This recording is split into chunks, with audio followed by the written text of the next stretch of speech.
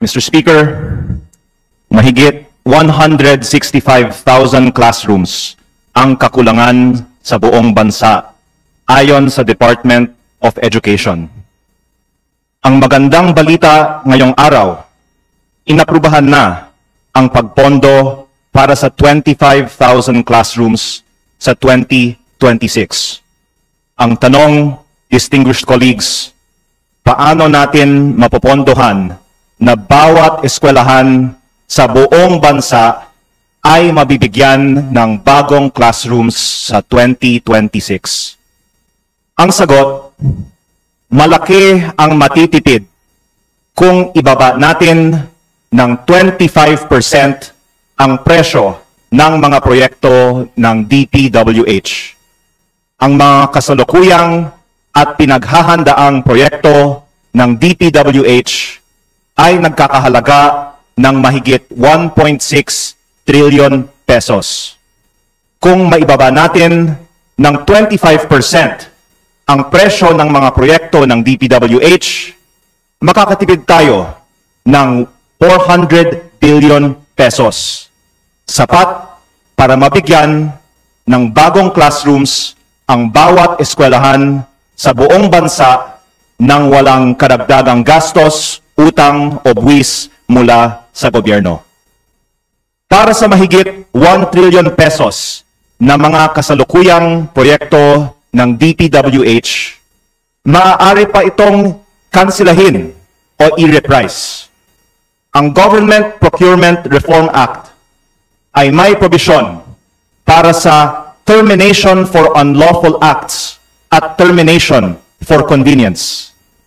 Sa aking distrito sa Batangas, nakansila na ng DPWH ang isang flood control project sa ilalim ng termination for convenience, quote, bunsod ng pagbabago sa polisiya ng pamahalaan sa pagpapatupad ng mga proyekto kaugnay sa flood control nang walang multa sa gobyerno. At mas madali pang ibaba ng presyo ang mahigit 600 billion pesos na mga pinaghahandaang proyekto ng DPWH dahil hindi pa po ito nabibid o naaprubahan. Mr. Speaker, nais kong ipahayag na ang kongresong ito ay tumututol sa lutong bidding at pandaraya sa paggawa ng mga proyekto ng DPWH. At ang Kongreso ay gumagawa ng mga hakbang upang sugpuin ang ganitong gawain. Mahalagang bigyang diin ang DPWH mismo ang nagbibid at nagpapatupad ng mga proyekto. Kahit ang isang congressman ay walang kinalaman, nagpapatuloy pa rin ang katiwalian sa DPWH District Engineering Offices, kung saan ang ilan ay pumipili ng mga kontratistang nagbibigay ng kickback daw na kahit hindi tatanggapin ito ng congressman ay sila na mismo ang maaring kumuha. Naniniwala po ako na ang hangarin natin dito sa Kongreso ay wakasan ang pagbibigay ng kickbacks mula sa DPWH projects. Siguro naman, wala pong miyembro ng Kongreso na nandito ngayon ang magtataas ng kamay at magsasabi na gusto nating manatiling mataas ang mga presyo ng DPWH. At lahat po tayo ay nagkakaisa na dapat ibaba ang presyo ng mga proyekto ng DPWH ng 25% para wala nang maibigay para sa kickback o sa SOP sa taong 2026. Mr. Speaker, ito po ay patunay ng suporta ng Kongreso sa pagbaba ng presyo ng mga DPWH projects ng 25%.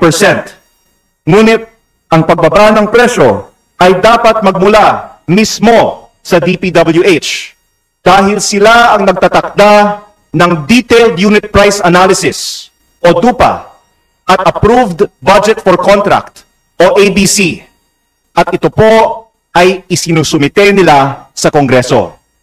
Sa panahon ni DPWH Secretary Babe Singson, binaba niya ang presyo ng mga proyekto ng 10% bago niya inaaprubahan ang isang proyekto. Sa aming diskusyon, sinabi na ni Secretary Dizon na ibababa niya ng at least 10% ang presyo ng mga proyekto. Ngunit alam po natin na hindi lang 10% ang pwedeng ibaba. Kaya nananawagan ako kay DPWH Secretary Vince Dizon, ilabas na po natin ang mga presyo na mas mababa ng 25% na susuportahan po natin dito sa Kongreso para makitipid ang ating bansa ng 400 billion pesos. At wag natin lang itong ibaba ng 10% para hindi matira pa ang 15%. Ibaba na natin ng buo ng 25% para wala na talagang kickback sa DPWH. Bilang halimbawa, sa aking distrito sa Batangas, doble o higit pa ang presyo ng mga proyekto ng DPWH kumpara sa mga nakikita naming presyo sa merkado. Kabilang dito ang mahigit 444 million peso Cat's Eye project na mahigit 24,000 pesos kada unit. 280 million pesos solar streetlight project na mahigit 233,000 pesos kada unit. 1 billion pesos slope protection project na mahigit 45,000 pesos kada square meter. At mga pinaplanong asphalt overlay project na mahigit 101.5 million pesos kada kilometer at road diversion project na mahigit 186.1 million pesos kada kilometer.